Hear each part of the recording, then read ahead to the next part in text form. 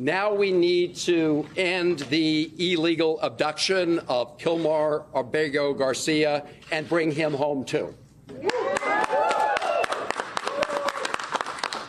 We're joined by his wife, Jennifer, by his mother, Cecilia, by his brother, Cesar, and thank all of the rest of you who are joining us in solidarity with the Constitution and Kilmar.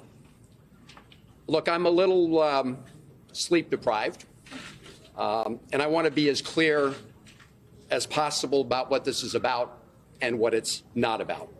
So I'm going to read the remarks that I wrote on the plane ride home.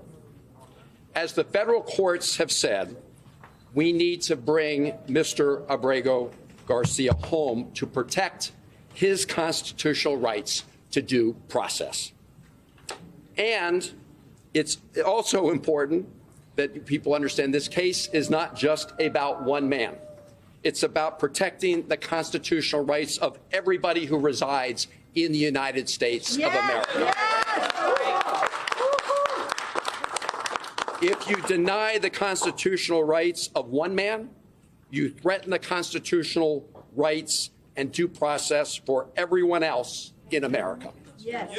The Fourth Circuit put it very clearly in its strong opinion yesterday, and I quote, "It is difficult in some cases to get to the very heart of the matter, but in this case, it is not hard at all.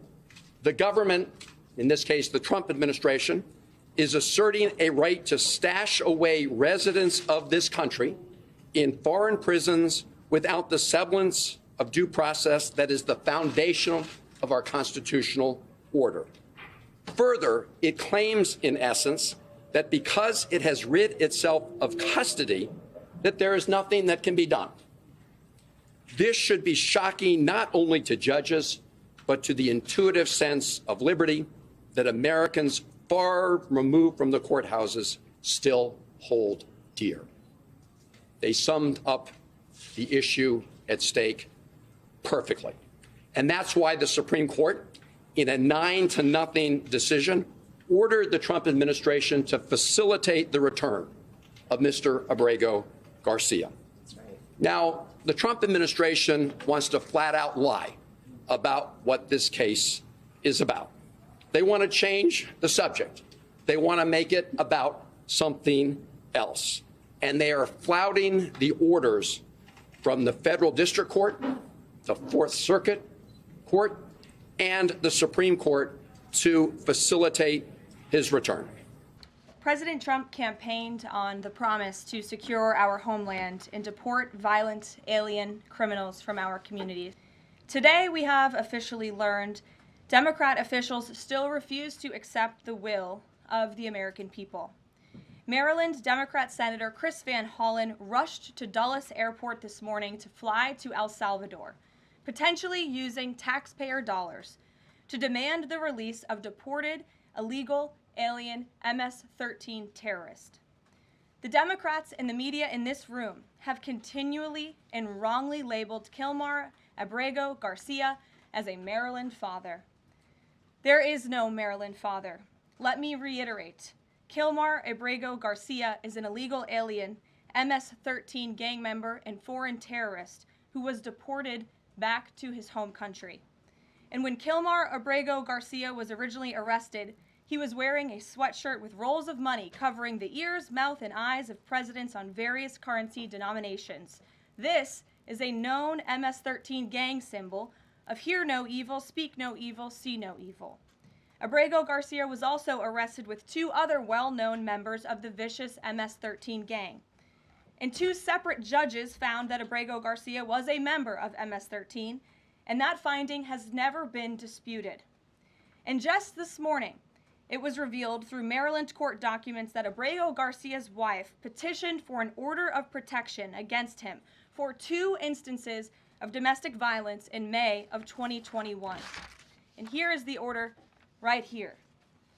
The court ordered that the respondent committed the following acts of abuse. Once in May of 2021, assault in any degree, And on May 4th of 2021, he punched and scratched his wife, ripped off her shirt, and grabbed and bruised her. This is from a court in Maryland. So not only are Democrats rushing to defend an illegal criminal foreign terrorist gang member, but also an apparent woman beater. To set all of that aside, the basic fact that he was illegally inside our country and had a lawful deportation order made him subject to removal back to his home country of El Salvador. And if he ever ends up back in the United States, he would immediately be deported again. Nothing will change the fact that Abrego Garcia will never be a Maryland father. He will never live in the United States of America again. And the United States Supreme Court ruled unanimously that the President of the United States and the Secretary of State could not be compelled to forcibly retrieve this citizen of El Salvador who is currently locked up in a maximum security prison in his home country due to his MS-13 membership. To remind the media and the Democrat Party, MS-13 are among the most vicious and dangerous individuals in this world. They pose a direct threat to the United States, El Salvador, and any other country who maintains basic law and order. MS-13 rapes innocent girls and women, runs sex trafficking operations, murders for sport, and terrorizes law-abiding people. That's why El Salvador President Bukele made it clear this week that he will not be releasing this MS-13 gang member from his prison. But that is not enough. All of that is not enough to stop the Democrat Party from their lies. The number one issue they are focused on right now is bringing back this illegal alien terrorist to America. But where are the Democrats applauding the fact that southern border crossings just hit a historic low? Where are the Democrats supporting our brave men and women of law enforcement who are putting their lives on the line every single day to arrest the violent illegal alien invaders that the previous administration allowed into our country? And where are the Democrats when innocent Americans are victimized by illegal criminals that Joe Biden let in? It's appalling and sad that Senator Van Hollen and the Democrats applauding his trip to El Salvador today are incapable of having any shred of common sense or empathy for their own constituents and our citizens.